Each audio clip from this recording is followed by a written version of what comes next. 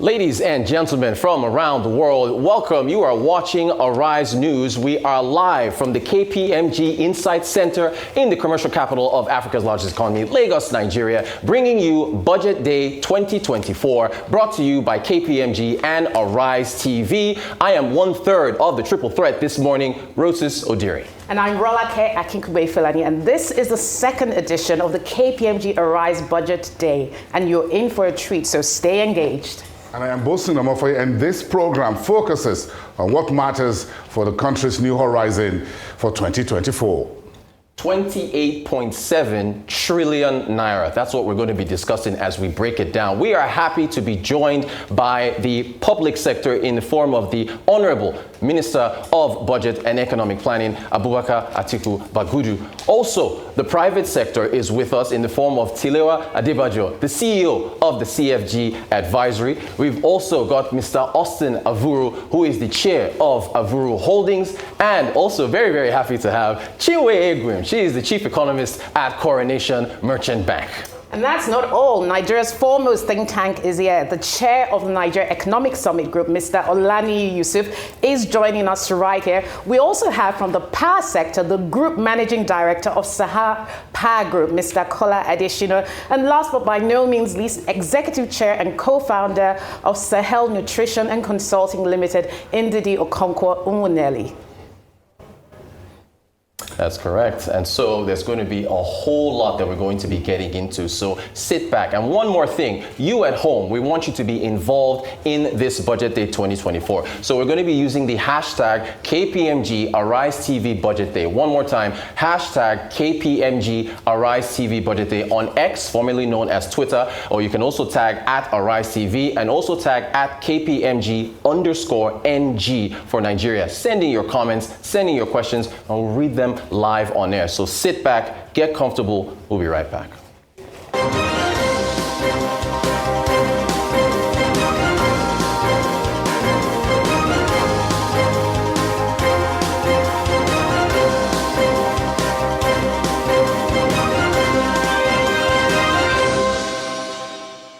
Well, to get us started on the overview of the budget and what to expect in 2024 is the senior partner of KPM Nigeria and CEO of KPMG West Africa, Mr. Tola Adeyemi. He's going to be taking us through the key highlights of the 2024 budget. Over to you, Mr. Tola Adeyemi.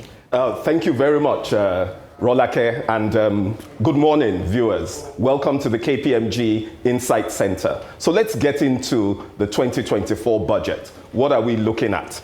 It's a 28.7 trillion naira budget. It's significant because when we compare this to last year's budget, it represents a 32% increase in terms of expenditure. Just like last year, this year's budget is a deficit budget, which essentially means that our planned expenditures will exceed our planned income. But unlike last year, we're seeing a lower level of deficit in comparison to last year's budget, which is indicative of the fact that government is taking steps to achieve better fiscal consolidation. But how come the deficit is lower? In answering that, you don't have to look too far.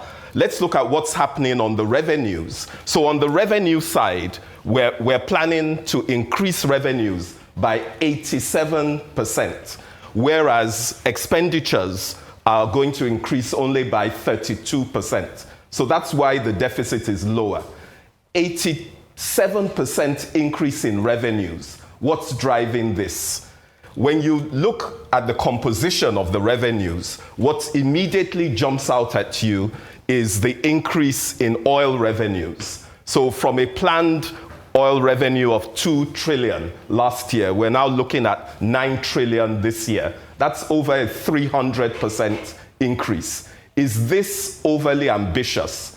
In answering that question, I think we've got to unpack what are the drivers of revenue, especially oil revenue. So you're talking here about oil prices, you're talking here about production volumes, you're talking also about the exchange rate that's been used to translate it. The other factor that comes into this is the subsidy the existence of subsidy, which impacted the 2023 figure, and which we will see to what extent it would impact this 2024 figure. So when you look at the revenue number in terms of saying, is it achievable? I think there's some vulnerabilities in that number.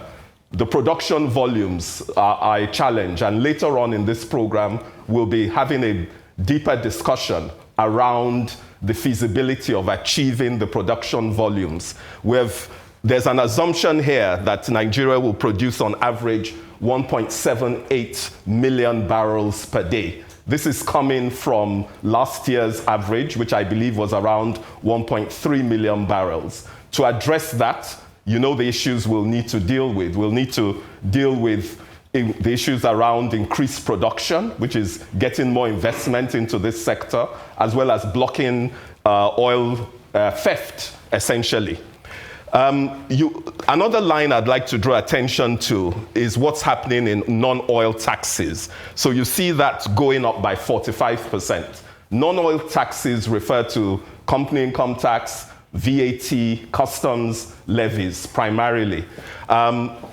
An increase of 45% in that, I think it's possible. It's possible if we're able to block all the leakages. In other words, bring additional entities into the tax net, perhaps using technology.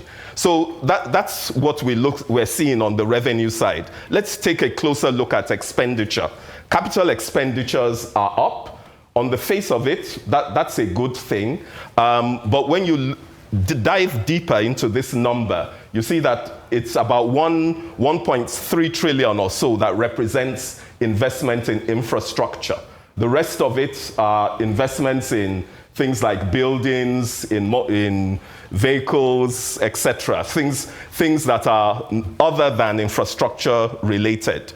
On the non-debt recurrent expenditure, I think there needs to be some commendation here, because you can see a clear attempt to try to keep the level of increase in this below inflation. So this signals an attempt to more properly manage that particular line. The big elephant in the room, which is the subject of much discussion, is the debt service number. And when you look at this debt service number in relation to revenues, I believe you're looking at about 45% or so of revenues. There's a rule of thumb in public financial management that says once that ratio goes above 30%, then you should get worried. So we're way above that. So we have a deficit. How is this deficit to be financed? Well, essentially, the answer is simple. The deficit of 9 trillion is going to be financed primarily by borrowing. It's going to be borrowing mostly in the domestic market. Understandably, the level of additional foreign debt, there's an attempt to curtail that because of the exchange rates, the interest rates impact. But what are the implications of the high level of domestic borrowing on the local markets? What are the implications for the private sector? What are the implications in terms of what that would mean for interest rates? We'll be talking more about that during the course of this program. So what should we be expecting from this budget? What are the areas that have been prioritized? Security and defense. Big area of priority. Almost 12% of the budget is going on security and defense. This is understandable because there's a clear nexus between security and economic growth. You can't have economic growth in an environment of insecurity. So government has indicated that they intend to spend a lot more money in this area. And we all know the impact of the kidnappings, terrorist attacks that are happening in different parts of the country and what that does to business confidence and economic growth. So security, a big area. Infrastructure is another big area of spend, where 5% of the budget is being allocated to infrastructure. We've made the point severally, of course, that the amount of money that Nigeria needs to be spending on infrastructure is way above this amount. So the key question is how to mobilize additional private sector funding to help to do the investments that are needed in the infrastructure space. Then you see the focus on what I would call the human elements, the healthcare, education, social development, and poverty reduction. You also see that these areas are getting a significant proportion of the budget. There's no doubt that given the current economic conditions, the people are groaning. And so government very rightly is looking at spending money on social development and poverty reduction. But we all know the recent controversy that has arisen in that particular area. So there's work to be done here, I believe, on the part of government in terms of restoring the confidence of the population in terms of the money that's being spent to lift people out of poverty. So the 2024 budget, there are various issues to be unpacked. I've listed here 7 of those issues, but there are many more, and I look forward to these coming up during the discussions we'll have later today. The first one, revenue enhancement. A lot has been said about the fact that our problem in Nigeria is a revenue problem, that we've got to do more to generate additional revenues on the part of government. Government has taken a step here. We have the government's tax reform and fiscal commission that was set up, which has come up with a set of recommendations. I believe they submitted a report that contains certain recommendations. We need to see the action being taken on those recommendations. The second area is debt sustainability. I spoke earlier about the fact that the debt service levels as a percentage of revenues are very high. There's a plan to borrow even more money.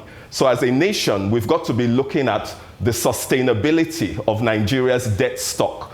We certainly don't want to go the direction of the countries that have defaulted on their debt. So there's an urgent need to look at debt sustainability, the restructuring of that debt, and any other things that need to be done. I'll talk briefly on prudent fiscal management. Here, what we're talking about here is the signaling from the top by government, the signaling that these are tough economic times, and therefore the way in which government itself is managing its finances has got to reflect that. We've seen some recent moves that have been announced by government. I believe the population wants to see more of such moves. Ease of doing business, big issue, because we need to push growth in Nigeria. To push growth, we've got to bring in more foreign investment. We've got to make the environment suitable for businesses that are even operating here already in Nigeria.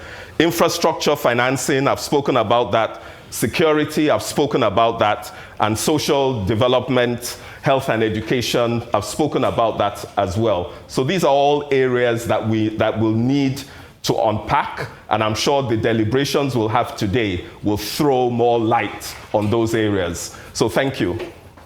Rotus? Mr. Tolademi, thank you so much for the breakdown. This wall is my favorite part of the Insight Center, with how you break down all these numbers that are very important to the economy. We thank you so much for setting the stage for today's budget day.